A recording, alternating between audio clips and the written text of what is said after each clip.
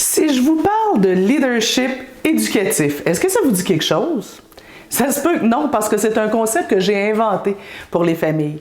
Ça pourrait se traduire par devenir le chef de meute de sa famille.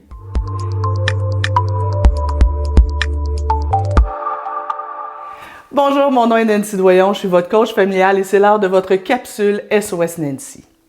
Aujourd'hui, j'ai envie de vous faire réfléchir sur est-ce que vous avez des aptitudes à dégager une certaine forme de leadership auprès des enfants? Vous savez, ça fait un peu plus de 25 ans que je pratique, que je travaille dans toutes sortes de milieux, dans les centres jeunesse, dans les écoles, dans les centres de services sociaux et que j'observe. J'observe mes collègues, j'observe les parents, j'observe les enseignants pour essayer de dégager qu'est-ce qui fait que certains adultes semblent avoir plus de facilité à se faire obéir et à obtenir la collaboration des enfants. Aussi, qu'est-ce qui fait que certains adultes, même s'ils semblent faire exactement ce qu'il faut, ils ont de bonnes interventions, comme on voit dans les livres, bien, ces adultes-là ont du mal à appliquer tout ça et les enfants se rebellent, les écoutent pas, se moquent d'eux, ont tendance même à développer du mépris. Donc, qu'est-ce qui fait la différence entre les adultes qui dégagent une certaine forme d'autorité naturelle versus ceux qui ont bien du mal à se faire obéir? Donc, j'ai observé ça, j'ai réfléchi et un jour, j'ai eu un chien et j'ai lu le livre de César Millan, L'homme qui parle aux chiens, et j'ai eu comme une sorte de révélation. Je suis allée écouter ses émissions. Bien entendu, il y a plein de trucs que j'aime pas dans sa façon de faire. Je pense que parfois, il y a une certaine forme d'intimidation dans sa façon d'éduquer les chiens. Sauf qu'il y a un truc qui revient tout le temps et qui m'a beaucoup fait réfléchir. César Millan parle de l'importance d'être le chef de meute pour son chien. Et là, je me suis mis à réfléchir. Je fais ouais. Les enfants, les humains en général, sont des êtres de meute. Partout, de tout temps, sur toute la surface du globe, quand il y a eu des humains quelque part, ils se sont réunis en sorte de troupeau pour s'entraider, pour se protéger les uns les autres. Et chaque fois, quand il y a un village quelque part, il y a un chef, un maître, un guide, quelqu'un qui est plus fort, plus solide et qui veille à la sécurité de tout le monde. Un peu comme les chiens, un peu comme les loups, un peu comme les canards, un peu comme plusieurs animaux qui vont naturellement déléguer quelqu'un pour être leur guide.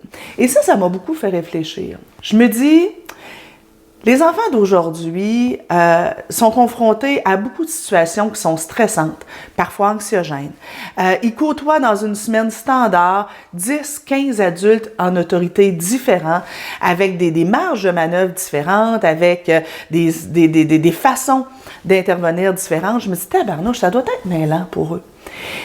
Et je crois, et j'en suis venue à la conclusion, que les enfants, comme nous d'ailleurs, ont besoin d'être entourés par des adultes forts, solides, sur d'eux, qui dégagent une certaine forme d'assurance, qui sont rassurants pour eux. Et quand je parle de leadership éducatif, bien entendu, je parle pas d'autoritarisme. Je parle pas de sortir notre grosse voix puis d'être épeurant pour les enfants. Ce que je parle, c'est comment, par des détails, je vais dégager une forme de charisme dans ma façon d'intervenir.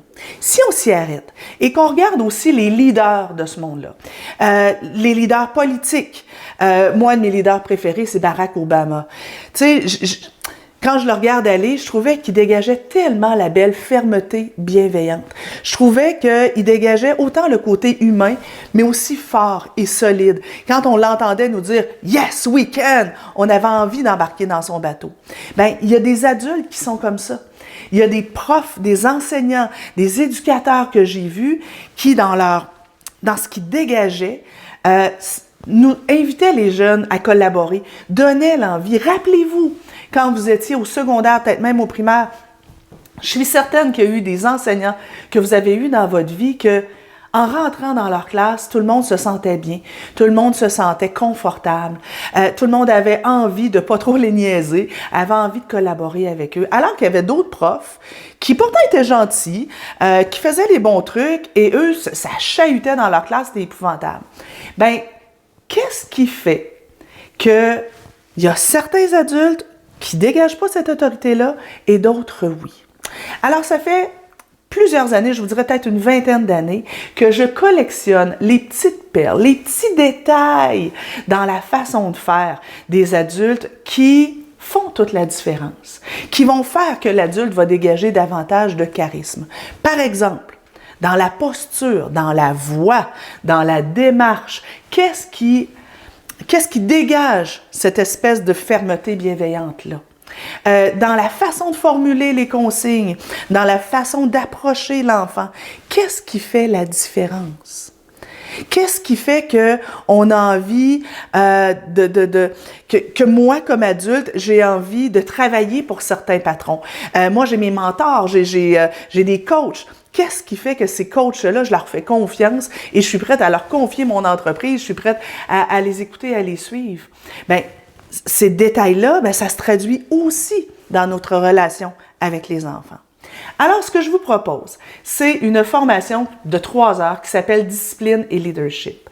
Cette formation-là, je vais vous amener un paquet de petits trucs, de détails du quotidien qui vont faire que à la maison, quand vous allez faire vos interventions, mais aussi dans toute la gestion du quotidien, comment vous allez amener vos enfants à vous admirer davantage, vous respecter davantage, mais parce qu'ils ont envie de vous respecter, pas parce qu'ils ont peur.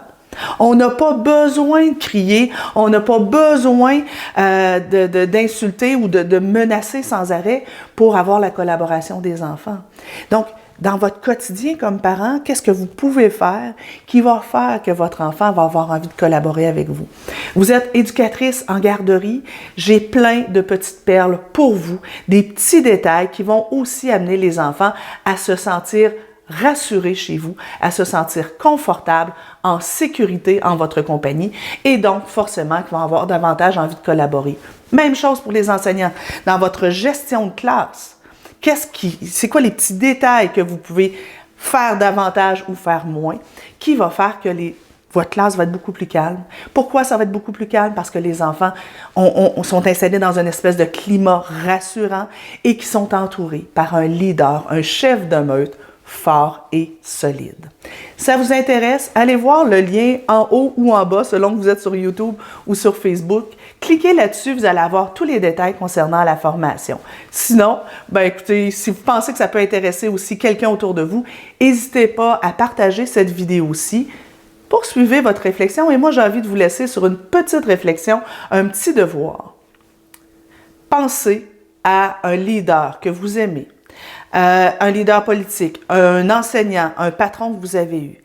Et prenez en note quelles étaient les forces de cette personne-là. Qu'est-ce qu'elle faisait qui vous inspirait et qui vous donnait envie de suivre cette personne-là et qui lui donne le statut de leader charismatique. Prenez en note ces petits trucs-là, ces petits comportements-là et voyez comment est-ce que vous, dans votre quotidien auprès des enfants, vous pouvez aussi appliquer ça et dégager davantage de charisme.